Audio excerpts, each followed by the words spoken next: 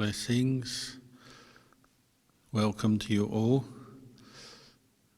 We'll begin as usual with a short period of meditation. So please find a comfortable spot, and whether you're on the floor or the chair, try to sit up straight so that you've got energy in your posture. Close your eyes and bring all your attention in to your body, to your mind, as you're sitting here, right now. Just like if you were folding some cloth, you're pulling it, say a bed sheet off a bed, and you are pulling it towards you into your hands. You're pulling your mind inwards now.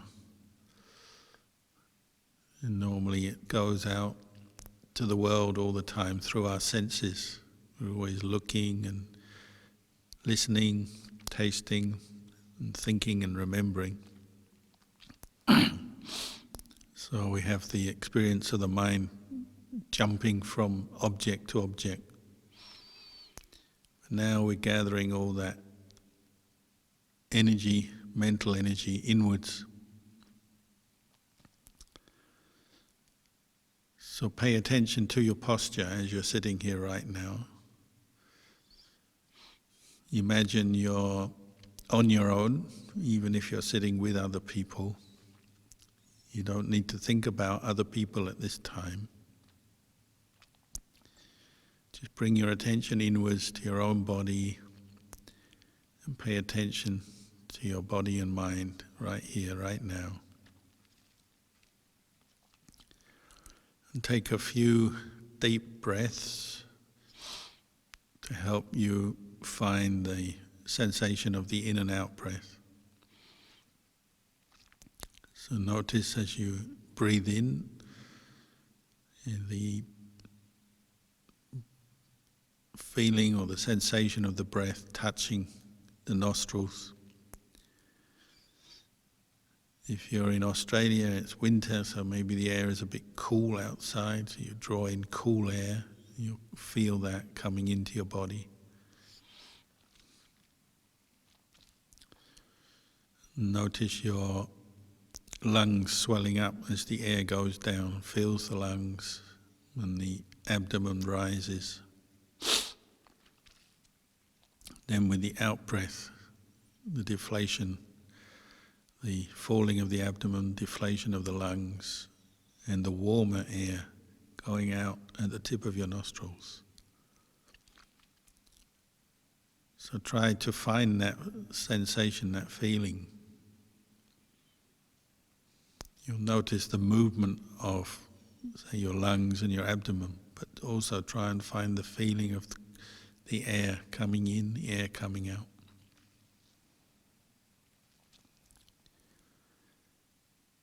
And pick one place to put your attention. So, for example, it could be at the tip of your nostrils.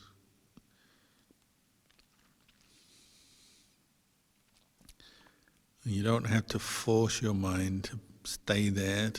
You don't have to use force, willpower. But in a more gentle way, you're just directing your mind to pay attention to that area at the tip of your nostrils, with the aim to be fully aware of each breath. So following the breath as it goes in until you've finished the in-breath.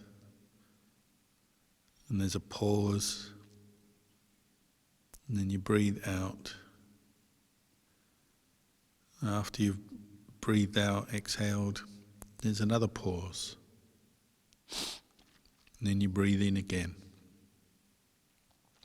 So try to make the breath, the in-breath, the out-breath really clear to your mind by paying close attention.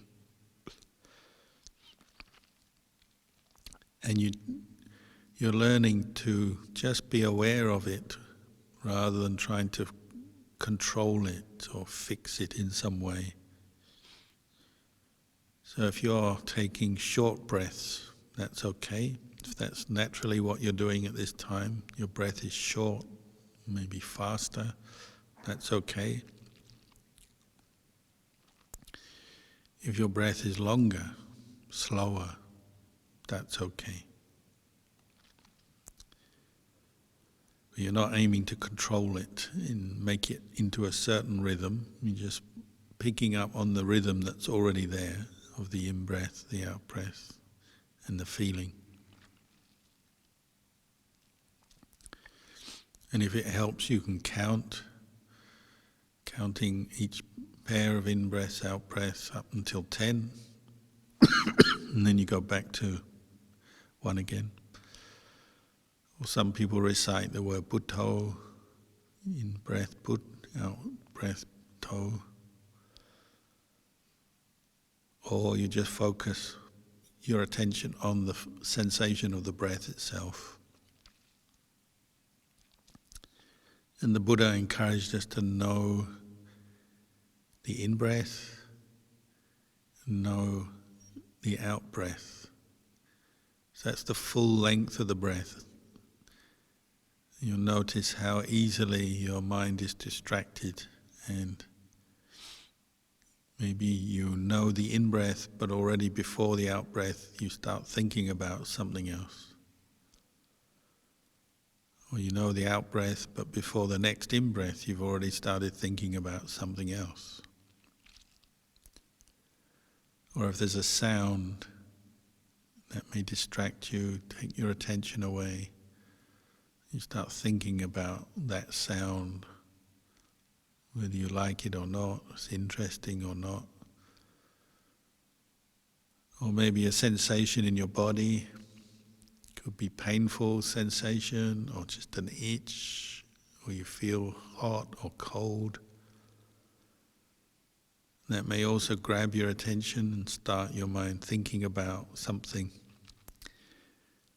And as we lose our mindfulness, by association we string different trains of thought together. So maybe you feel the cold air on your skin, and then you forget the breath and you start thinking about this cold feeling on your skin. Then you think about the cold weather, it's winter. If it's winter, it must mean you're about to do some job or travel or do this or do that, and very quickly your mind is lost in multiple trains of thought. It's left the station, the train has left the station, off it goes for a long time before you bring it back. So what we think about is fed by memories, perceptions, thoughts, feelings. And we have to be willing to interrupt that process over and over again and let go of the different trains of thought and bring the mind back to the present moment and pay attention back at the main focus of your meditation, which is the breath at the tip of your nostrils, for example.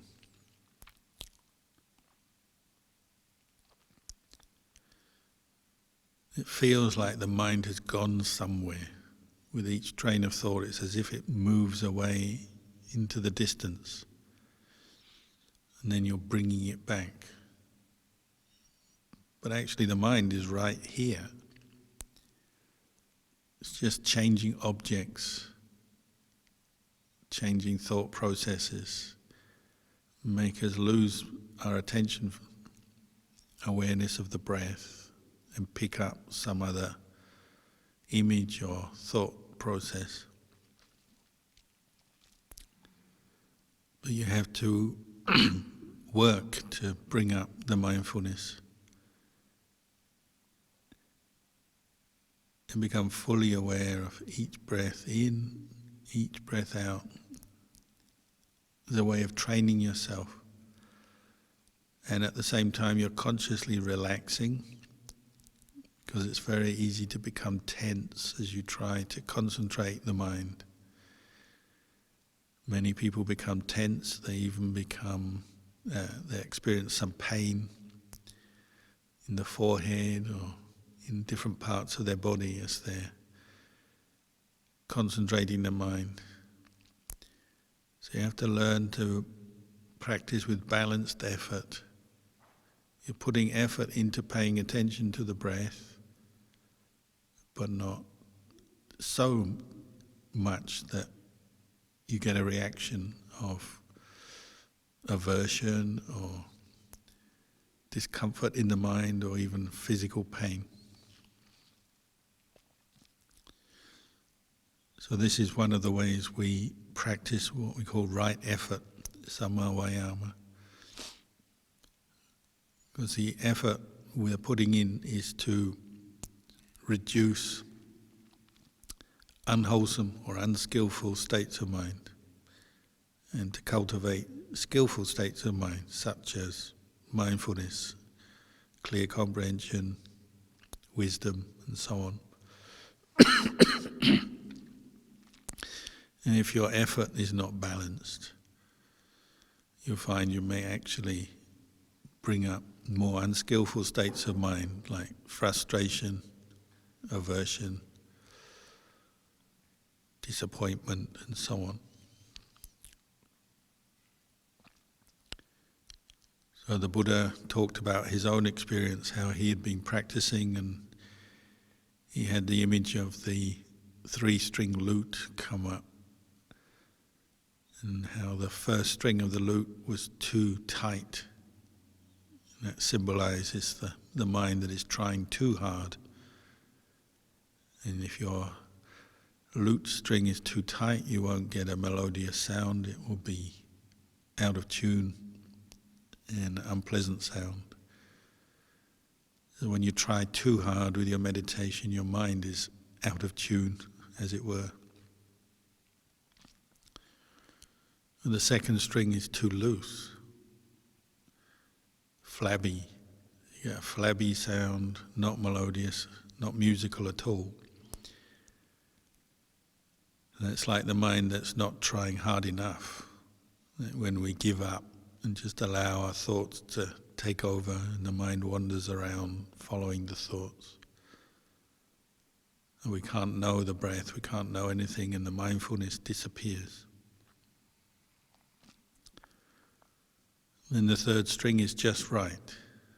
You pluck it, there's a melodious sound. It's like the effort that is neither too tense nor too loose, just right. This is what we're aiming for, but we have to practice to get there. Observing, paying attention to our own efforts, adjusting, recognizing when we're trying too hard, recognizing when we've given up or we're just too casual in our effort, and adjusting so that we can get to the point where the effort is just right. That's our aim.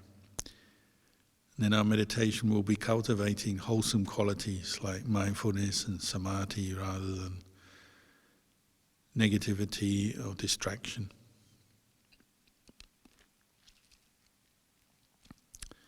So practice for a few more minutes until you hear the sound of the bell.